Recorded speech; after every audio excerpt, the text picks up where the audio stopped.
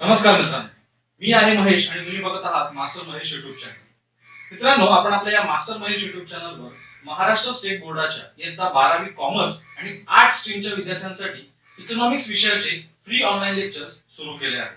आणि म्हणूनच या आधीच्या सर्व व्हिडिओमध्ये आपण इयत्ता 12वी इकॉनॉमिक्स मधला first chapter that is introduction to micro and macro इकॉनॉमिक्सला सुरुवात केली होती. या आधीच्या लास्ट व्हिडिओमध्ये आपण मॅक्रो इकॉनॉमिक्सचे मीनिंग, डेफिनेशन आणि मॅक्रो इकॉनॉमिक्सचा स्कोप ऑफ मॅक्रो इकॉनॉमिक्स या दोन कन्सेप्टचा अभ्यास केला होता. आजच्या ह्या व्हिडिओमध्ये आपण मायक्रो इकॉनॉमिक्सच्या फीचर्सचा अभ्यास करणार आहोत. चला तर मग अजिबात वेळ न घालवता सुरू करूया.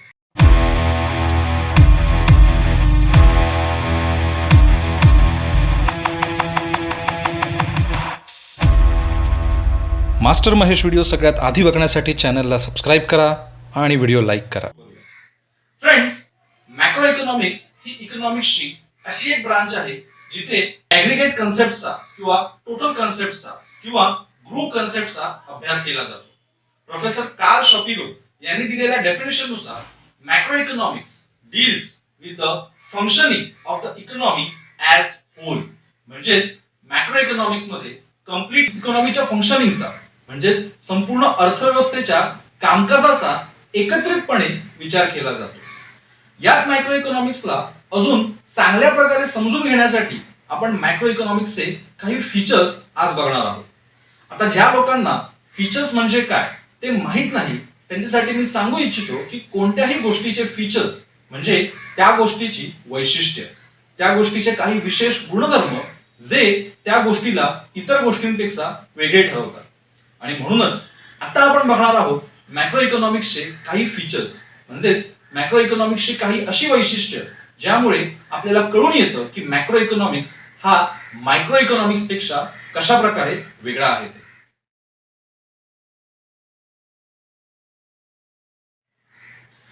फ्रेंड्स, मॅक्रो इकॉनॉमिक्सच्या फीचर्स मध्ये सर्वात पहिला पॉइंट आहे तो म्हणजे स्टडी ऑफ ऍग्रीगेट्स. म्हणजेच मॅक्रो इकॉनॉमिक्स मध्ये ऍग्रीगेट कन्सेप्टचा अभ्यास केला जातो. तुम्ही या फीचरचा उल्लेख मॅक्रो इकॉनॉमिक्सच्या मीनिंग मध्ये देखील पाहू शकता. त्या ठिकाणी मॅक्रो इकॉनॉमिक्सच्या मीनिंग मध्ये देखील क्लिअरली सांगितलं आहे की macro economics is the study of aggregate economic variables.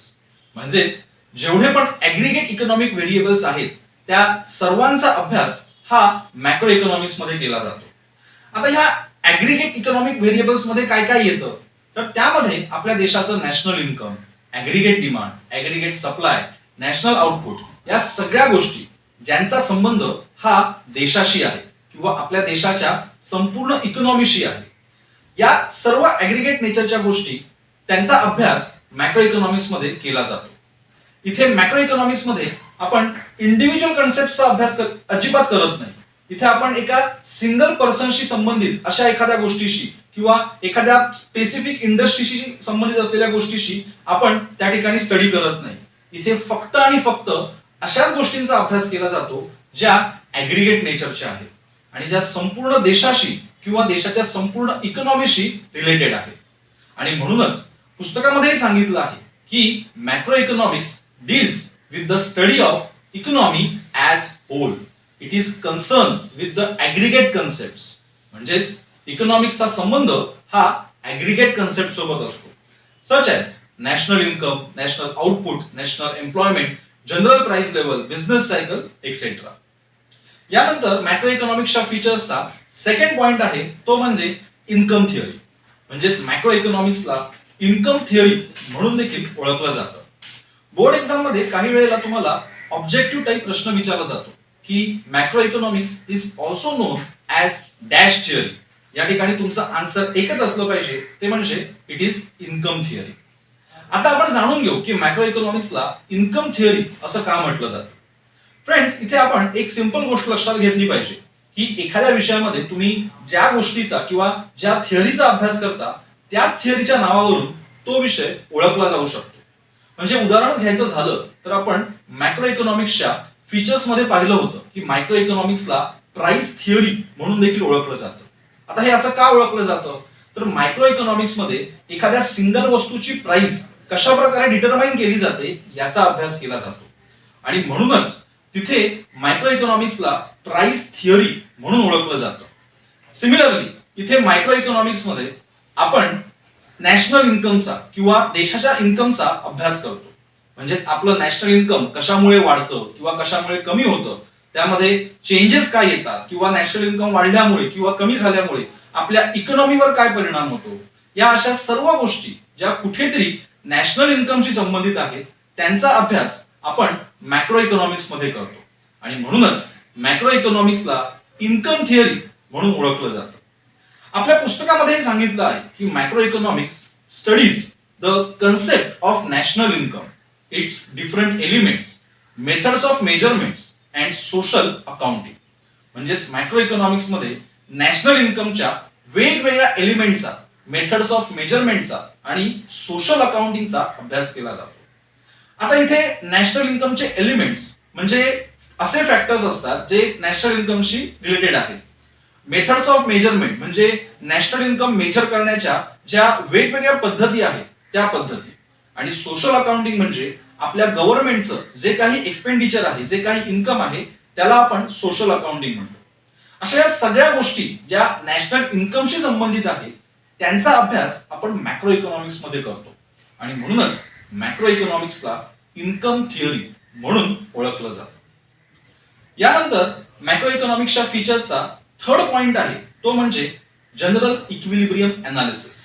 होय मित्रांनो, जनरल इक्विलिब्रियम अनालिसिस म्हणजेच मॅक्रो इकॉनॉमिक्स मध्ये एखाद्या कन्सेप्टच्या बाबतीत जे अनालिसिस केलं जातं ते जनरल सेन्स मध्ये केलं जातं.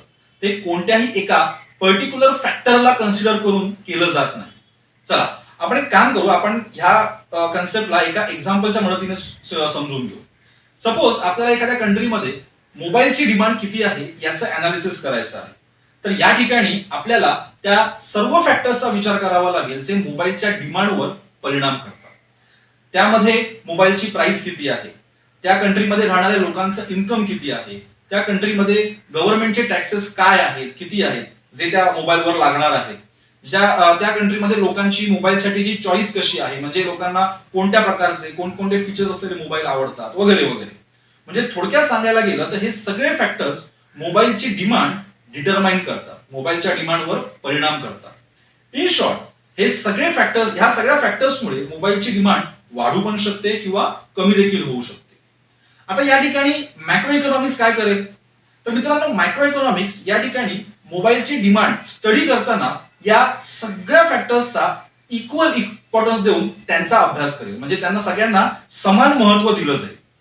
मॅक्रो इकॉनॉमिक्स इथे कोणत्याही प्रकारे एकाच फॅक्टरला सोबत घेऊन त्याचा सेपरेट असा स्टडी करणार नाही, तर सर्व फॅक्टर्सचा एकत्रितपणे विचार करून त्यांचा स्टडी करणार आहे.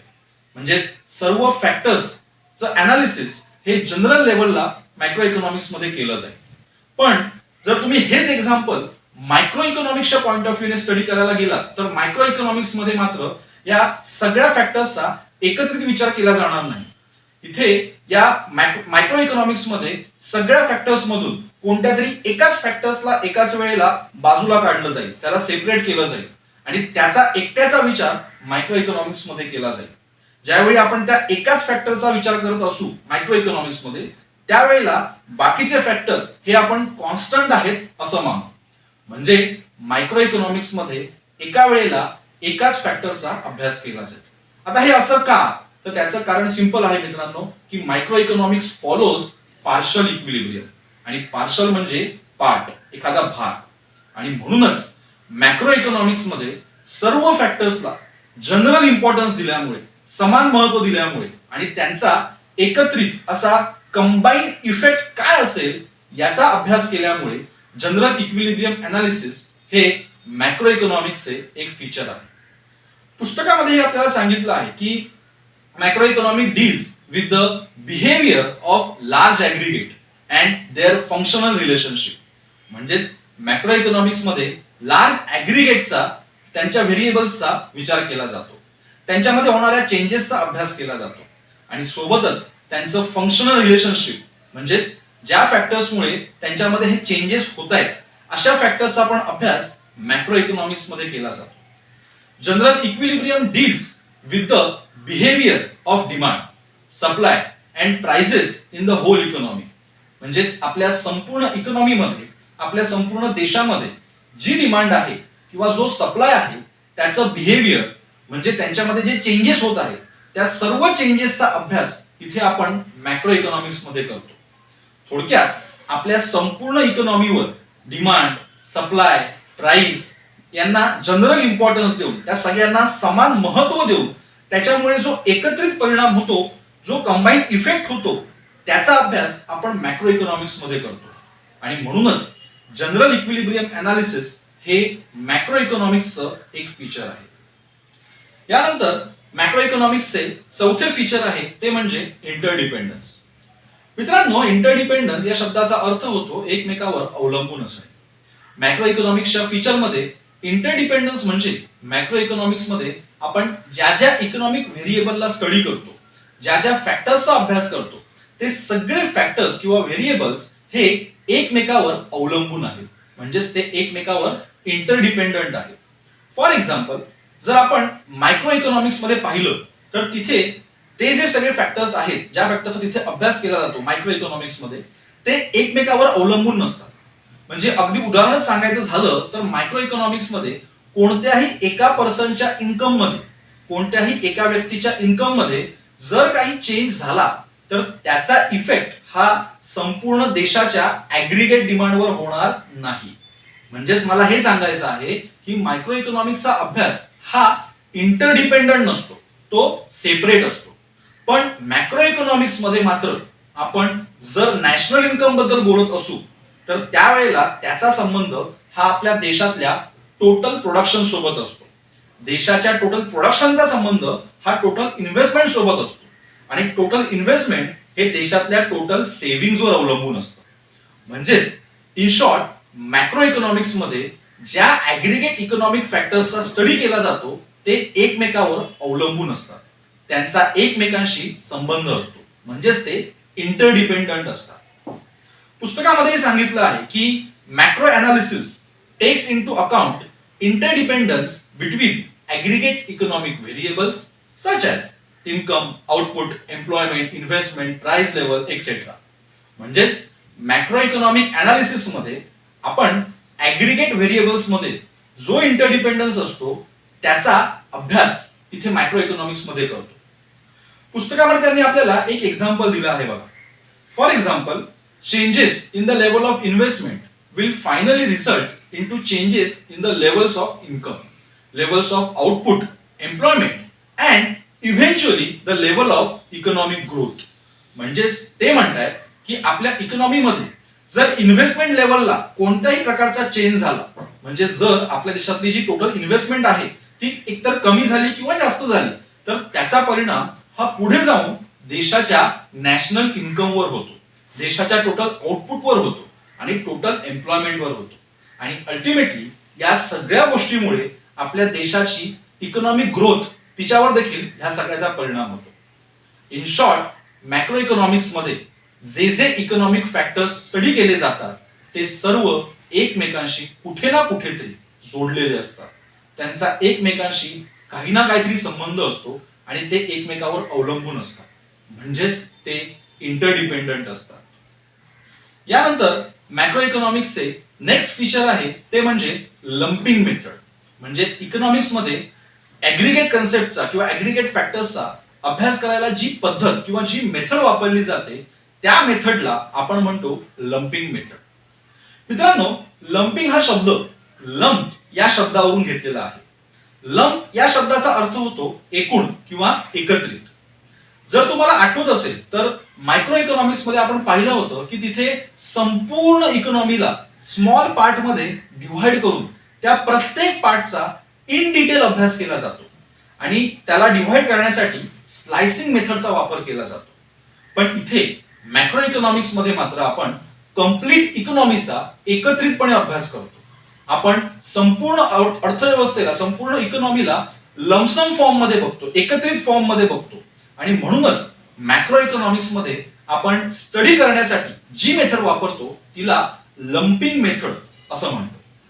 पुस्तकामध्ये सांगितलं आहे, lumping method is the study of the whole economy rather than its part. म्हणजेच लंपिंग मेथडमध्ये संपूर्ण इकॉनॉमीचा एकत्रितपणे अभ्यास केला जातो. इकॉनॉमीच्या एखाद्या ठराविक पार्टचा अभ्यास या लंपिंग मेथडमध्ये केला जात नाही. यानंतर मॅक्रो इकॉनॉमिक्सचे पुढचे फीचर आहे ते म्हणजे ग्रोथ मॉडेल. फ्रेंड्स, आपल्या देशाची किंवा आपल्या अर्थव्यवस्थेची इकॉनॉमीची प्रगती कशी झाली पाहिजे, आपल्या इकॉनॉमिक प्रॉब्लेम्स आपण कशा प्रकारे सोडवू शकतो, सॉल्व्ह करू शकतो आणि आपल्या देशाला अजून डेव्हलप करण्यासाठी आपण काय करू शकतो, ह्या सगळ्या गोष्टींसाठी आपण जे जे रचनात्मक उपाय करतो, आपण म्हणजे आपलं सरकार जे जे उपाय करतं किंवा प्लॅनिंग करतं त्यालाच इकॉनॉमिक्सच्या भाषेमध्ये ग्रोथ मॉडेल असं म्हटलं जातं. इथे मॅक्रो इकॉनॉमिक्स मध्ये आपण ज्या फॅक्टर्सचा स्टडी करतो त्यामुळे आपल्या देशाची ग्रोथ होण्यास मदत होते. इथे ह्या सर्व फॅक्टर्सला आपण ग्रोथ मॉडेल असं म्हटलं आहे. पुस्तकामध्ये सांगितलं आहे की macro economics studies various factors that contribute to the economic growth and development. It is useful in the developing growth model. म्हणजेच मॅक्रो इकॉनॉमिक्स मध्ये अशा फॅक्टर्सचा अभ्यास केला जातो जे आपल्या देशाच्या इकॉनॉमिक ग्रोथ आणि डेव्हलपमेंटसाठी कॉन्ट्रीब्यूट करतात, म्हणजेच मदत करतात. आणि ह्याच फॅक्टर्सच्या मदतीने ग्रोथ मॉडेल्स तयार केले जातात. यानंतर मॅक्रो इकॉनॉमिक्सच्या फीचर्स मध्ये नेक्स्ट पॉइंट आहे तो म्हणजे general price level. Friends, macro economics मध्ये आपण जनरल प्राइस लेवलचा अभ्यास करतो. तुम्हाला जर आठवत असेल तर आपण मायक्रो इकॉनॉमिक्स मध्ये इंडिव्हिज्युअल प्राइस कशी डिटरमाइन केली जाते याचा अभ्यास केला होता. पण आता इथे मॅक्रो इकॉनॉमिक्स मध्ये मात्र आपण कोणत्याही सिंगल वस्तूच्या किमतीचा अभ्यास करत नाही. म्हणजे इथे आपण कोणत्याही एका वस्तूची प्राइस वाढली किंवा कमी झाली, तिच्यामध्ये कोणताही प्रकारचा बदल झाला तर त्यामुळे काय होईल या सगळ्या गोष्टी आपण मॅक्रो इकॉनॉमिक्स मध्ये स्टडी करत नाही. तर आपण इथे मॅक्रो इकॉनॉमिक्स मध्ये सर्व वस्तूंचा एकत्रितपणे विचार करतो. पुस्तकामध्ये सांगितलं आहे की determination and changes in general price level are studied in macro economics. म्हणजेच जनरल प्राइस लेवल कशा प्रकारे डिटरमाइन केली जाते आणि त्यामध्ये जे चेंजेस येतात म्हणजेच इन्फ्लेशन म्हणा किंवा डिफ्लेशन याचा अभ्यास आपण मॅक्रो इकॉनॉमिक्स मध्ये करतो. General price level is the average of all prices of goods and services currently being produced in the economy. मित्रांनो, ह्या पॉइंट मध्ये त्यांनी आपल्याला जनरल प्राइस लेवल म्हणजे काय ते सांगितलं आहे. ह्या पॉइंटला व्यवस्थित लक्ष देऊ नये का मित्रांनो. जनरल प्राइस लेवल म्हणजे आपल्या इकॉनॉमीमध्ये ज्या ज्या वस्तू, गुड्स आणि सेवा म्हणजे सर्व्हिसेस तयार केल्या जातात त्या सर्व वस्तूंची आणि गुड्स आणि सर्व्हिसेसची ऍव्हरेज प्राइस म्हणजेच जनरल प्राइस होय. आणि आता यानंतर मॅक्रो इकॉनॉमिक्सचे सर्वात शेवटचे फीचर आहे ते म्हणजे पॉलिसी ओरिएंटेड. म्हणजेच मॅक्रो इकॉनॉमिक्स हे एक पॉलिसी ओरिएंटेड सायन्स आहे. फ्रेंड्स, इथे आपल्याला एक गोष्ट समजून घेतली पाहिजे की जर आपल्याला आपल्या इकॉनॉमीची किंवा आपल्या देशाची डेव्हलपमेंट करायची असेल तर किंवा आर्थिक प्रगती करायची असेल तर आपल्याला काही ठराविक पॉलिसी फ्रेम करणं आवश्यक आहे. म्हणजेच काही ठराविक योजना बनवणं गरजेचं आहे. आणि याच योजना बनवण्यासाठी आपल्याला मॅक्रो इकॉनॉमिक्सचा अभ्यास करावा लागतो. तर हे का करावा लागतो? कारण जर आपल्याला आपल्या संपूर्ण देशासाठी किंवा इकॉनॉमीसाठी कोणतीही पॉलिसी किंवा कोणतीही योजना बनवायची असेल तर त्यासाठी डेफिनेटली आपल्याला संपूर्ण देशाचाच अभ्यास करावा लागेल. आणि हे फक्त आणि फक्त मॅक्रो इकॉनॉमिक्स मुळे शक्य आहे. आणि म्हणूनच पुस्तकामध्येही सांगितलं आहे की according to Keynes macro economics is a policy oriented science.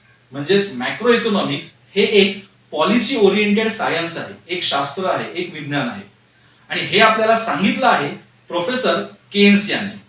आता ज्यांना प्रोफेसर केन्स म्हणजे कोण हे माहित नाही त्यांच्यासाठी मी सांगू इच्छितो की प्रोफेसर जे.एम. केन्स, ज्यांना लॉर्ड केन्स म्हणून देखील ओळखलं जातं, हे इकॉनॉमिक्स मधले एक प्रसिद्ध असे इकॉनॉमिस्ट होते.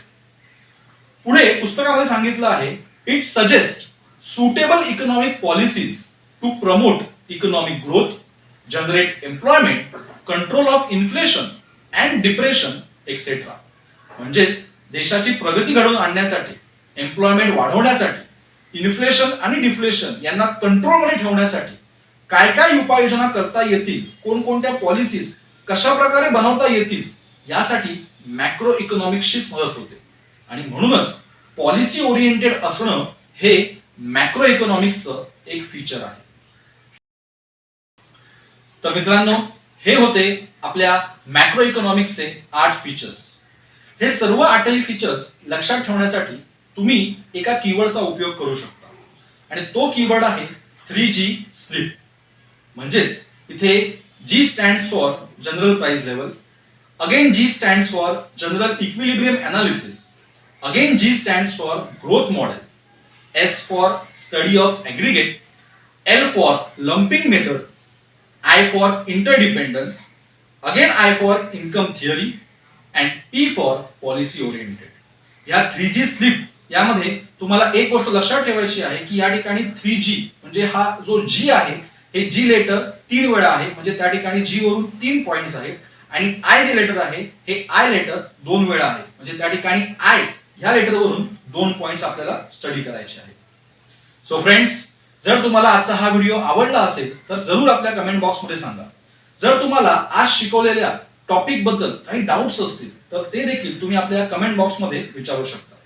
आणि सोबतच जर तुम्ही ह्या चॅनलवर नवीन असाल तर आपल्या या मास्टर महेश युट्यूब चॅनलला नक्की सबस्क्राईब करा, कारण इयत्ता 12वी इकॉनॉमिक्स विषयाचे सर्व फ्री लेक्चर्स तुम्ही यापुढे आपल्या या मास्टर महेश युट्यूब चॅनलवर पाहू शकता.